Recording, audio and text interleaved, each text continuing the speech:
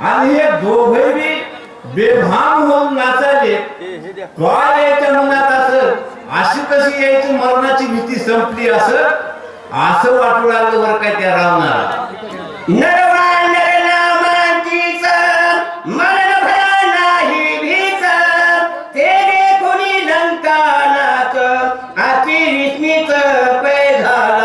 आतापर्यंत एवढा क्रोध रूपी असणारा रावण, क्रोध रूपी रावण, एवढा मोठा लोभ रूपी कुंभकर्ण, एवढा मोठा काम वासनेचं प्रतीक इंद्रजित, आणि या क्रोधाला एवढा क्रोध भारी आहे, एवढा क्रोध भारी आहे, पण रात्रंदिवस त्याला मरणाची भीती आहे.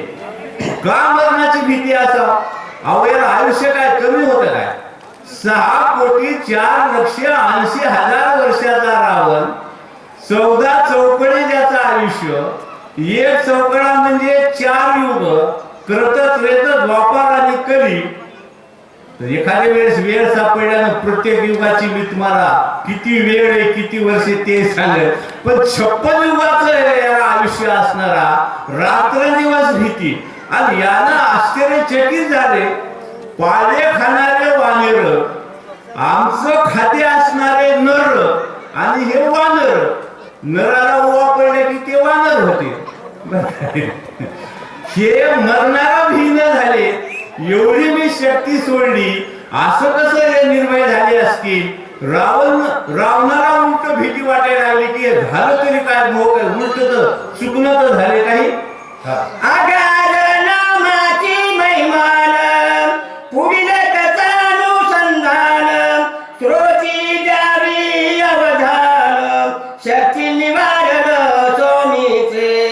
दोघाचीही प्राण घेणारी शक्ती सोडलेली आहे रावणानं, पण यांच्या मनात भीती नाही.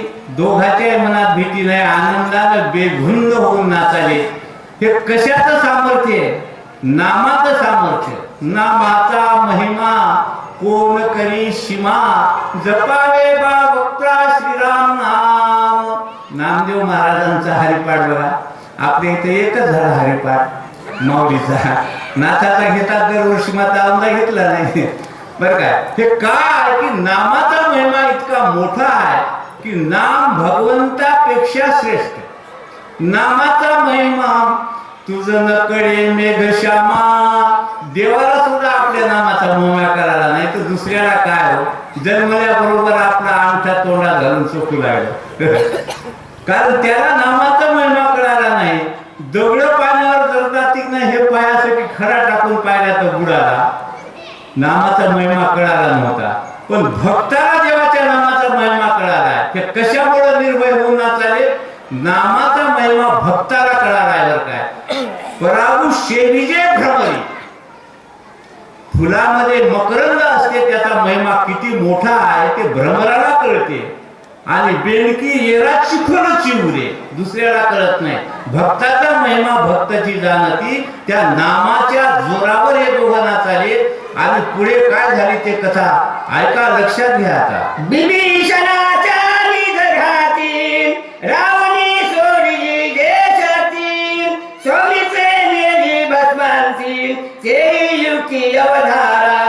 एवढे प्रयास करून, एवढी समजा तपश्चर्या करून मिळवलेली जी शक्ती होती रावणाची, जी शक्ती त्याला विश्वास होता की निवारण करणाऱ्याचं, ज्याचं निवारण करावे त्याचे दोघाचे मी प्राण घेईल, पण ती शक्ती लक्ष्मणानं छेदून बाजूला टाकली.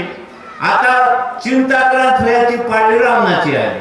याची वतीची मुख्य शक्ती ते लक्ष्मणा वशवरती, शक्तीने निवारली शक्ती पाळली चिती दुखंडे.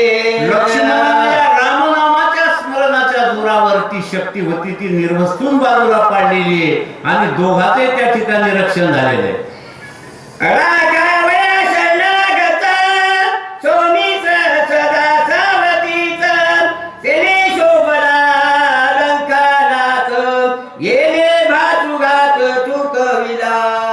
संपूर्ण रामायणामध्ये या युद्धकांडामध्ये विशेषतः किती वेळा आहे समजा रावणाचं की आता भलताच राग आला त्याला. रावणाला भलताच राग आला. आता पहिल्या काय आला भलताच राग आला का की या लक्ष्मणानं कसं काय निवारण केलं आणि आपली शक्ती बाजूला टाकली असं वाटल्यामुळे त्याला अतिशय क्रोध आलेला आहे.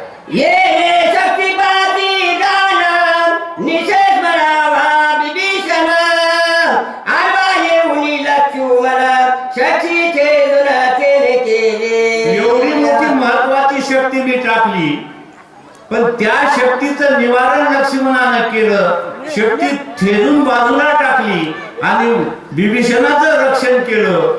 हे अतिशय शल्य रावणाच्या उरामध्ये होतं. आधी मारीन लक्ष्मण मग मारीन विभीषण ऐसे आक्रोशे रावण शक्ती निवारण काढली. संपूर्ण रामायणामध्ये मारीन मी दुसऱ्याला मारीन, मी मारणार, मी कोणाकोणाला मारणार, सगळ्याच्या तोंडामध्ये मारायचं सेवा करायचं, दुसरं नाही.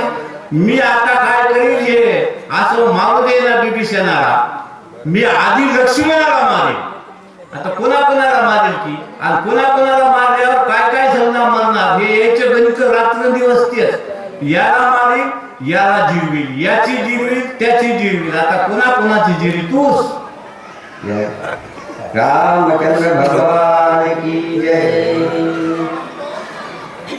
वाद्यकाठी सेवा साडेनऊ करतील.